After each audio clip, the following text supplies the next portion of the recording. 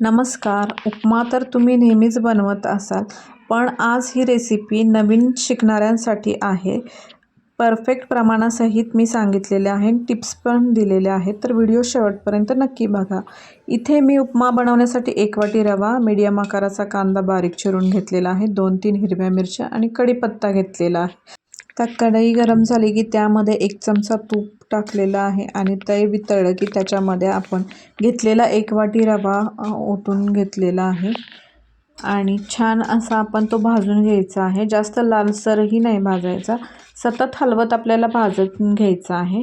थोडासा भाजून झाला की आपण तो काढून घ्यायचा आहे एका भांड्यामध्ये आणि त्याच कढईमध्ये आता आपण 1 चमचा तेल टाकलेलं आहे.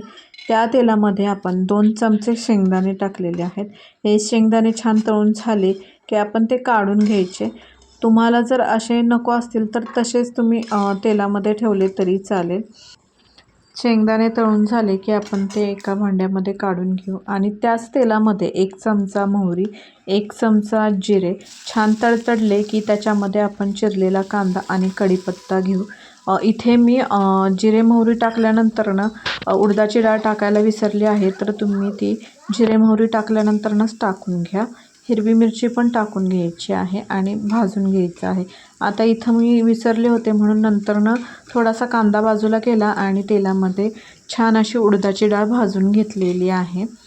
आणि कांदा आपल्याला जास्त लालसर नाही करायचा, थोडासा मऊ झाला किंवा ट्रान्सपरंट झाला की त्याच्यामध्ये आपण 1 चमचा हळद टाकायची आहे. जर तुम्हाला हळद नको असेल तर तुम्ही ती स्किप केली तरी चालेल. आता याच्यामध्ये आपण जो भाजला होता रवा आपण तो याच्यामध्ये टाकून घ्यायचा आहे.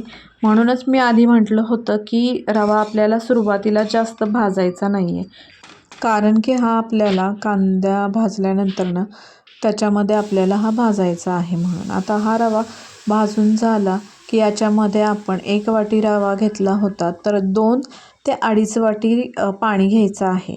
मी इथे रवा मोठा वापरलेला आहे म्हणून मी 2 वाट्या गच्च पाणी भरून ओतलेलं आहे. तुम्ही बारीक रवा वापरला तर 1 वाटी रवा असेल तर 1.5 वाटी पाणीच घालायचं आहे, 2 वाटी घालायचं नाही, नाहीतर रवा खूप असा पातळ होतो म्हणून.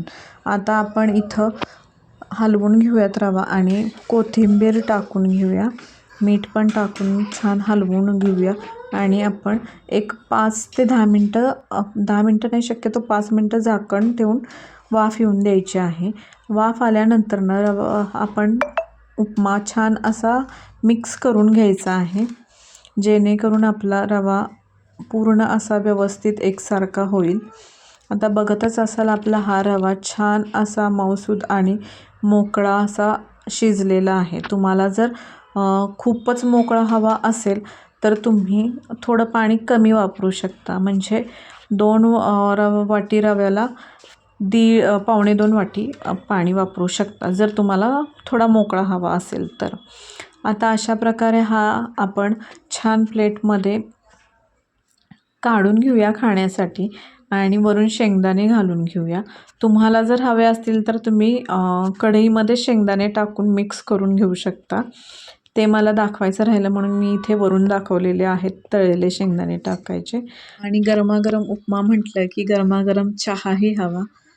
चहा असल्याशिवाय नाश्त्याची मजा नाही, तर उपम्यासोबत असा गरमागरम चहाही घ्यायला आम्हाला तर फार आवडतो. तुम्हाला आवडतो का तेही मला कमेंटमध्ये नक्की सांगा. मी दाखवलेल्या प्रमाणानुसार नक्की करून बघा. नवीन करणाऱ्यांचा उपमा अजिबात चुकणार नाही. परफेक्ट अशा प्रमाणात दिलेला आहे, तर नक्की करून बघा. व्हिडिओ आवडले असल्यास लाईक, शेअर आणि सबस्क्राईब करा. व्हिडिओ बघितल्याबद्दल धन्यवाद.